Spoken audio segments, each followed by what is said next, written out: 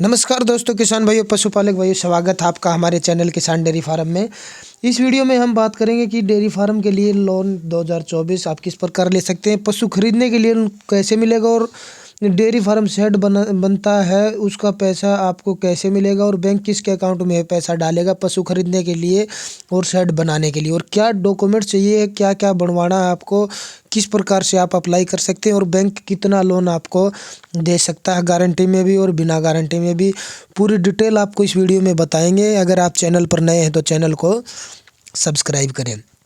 तो हम आपको बता दें कि अगर आप डेयरी फार्म लोन लेना चाहते हैं, शुरुआत करना चाहते हैं, एक तो डेयरी फार्म अगर पहले से उस पर लोन ले सकते हैं, एक आप नई शुरुआत करना चाहते हैं, आप 1 2 3 पशु पाल रखे हैं आपने और आप उसे कॉमर्शियल डेयरी फार्म बनाना चाहते हैं, अपना बड़ा डेयरी फार्म, तो उसके लिए क्या प्रोसेस रहेगा पूरी जानकारी आपको बताएंगे। ये जानकारी हमने पहले आपको नहीं बताई है किसी भी वीडियो में।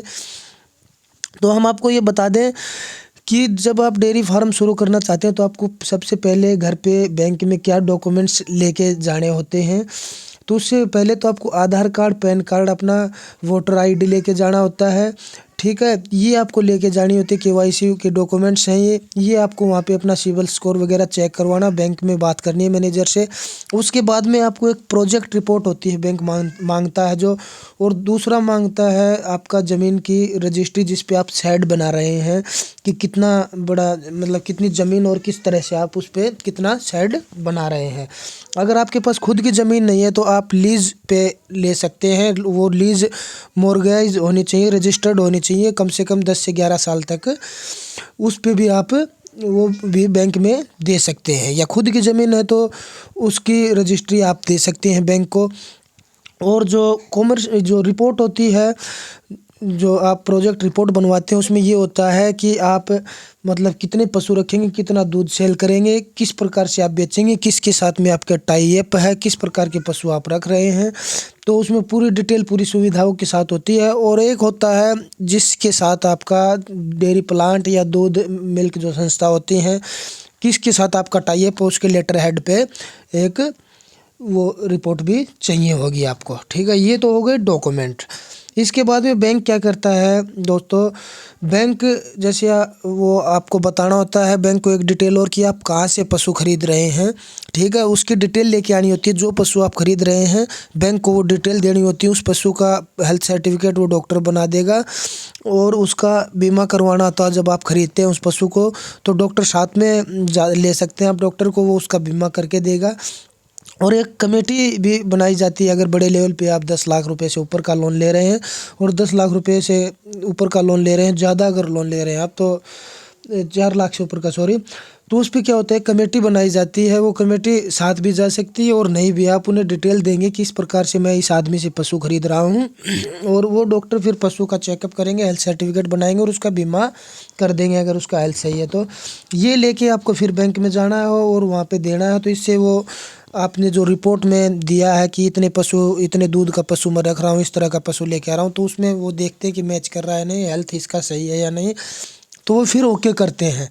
उसके बाद में आप इस प्रकार से 10 15 20 30 जो पशु खरीद रहे हैं, उसमें ये होता है कि आपको कम से कुछ 10 काफ़ी जगह पे काफ़ी स्कीम्स में 10%, काफ़ी में 15, काफ़ी में 25% आपको देना होता है।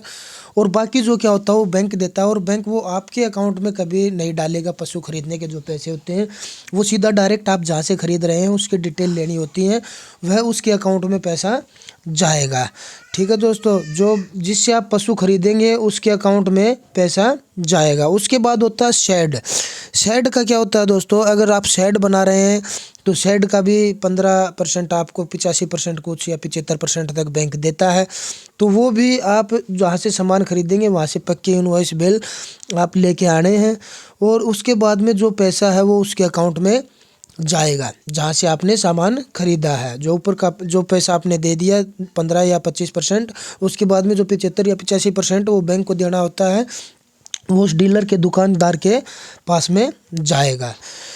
तो दोस्तों आगे हम बता दें, पशु खरीदने के लिए जो पैसा होता है वो आपके अकाउंट में नहीं आएगा, और ना ही शेड बनाने का वो जाएगा जहाँ से आप खरीद रहे हैं। वो पूरी डिटेल देनी होती है। जो कमेटी बनती है आपके ऊपर, वो इसका पूरा मतलब देख रेख करती है, कहाँ से क्या खरीद रहा है, कितने पशु खरीद रहा है।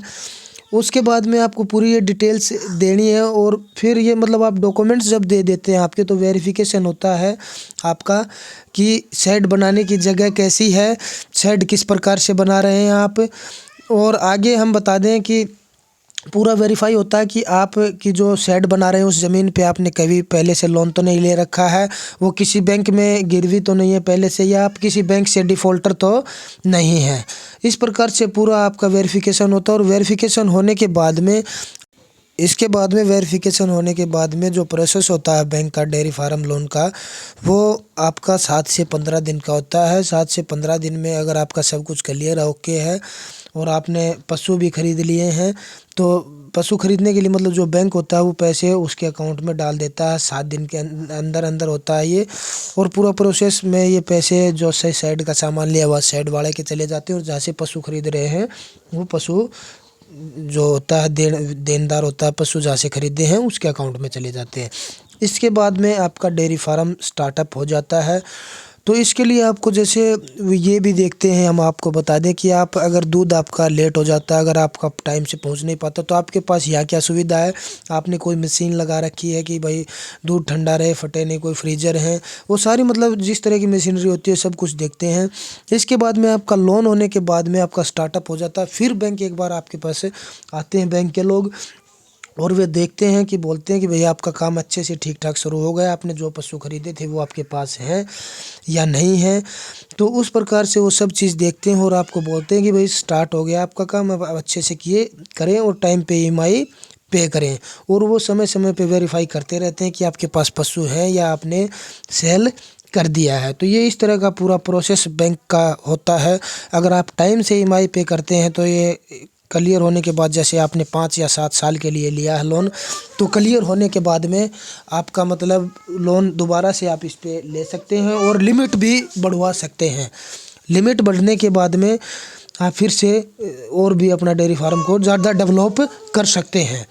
तो दोस्तों, अगर जानकारी अच्छी लगी हो तो वीडियो को शेयर करें और चैनल को सब्सक्राइब करें। धन्यवाद दोस्तों, पशुपालक भाइयों।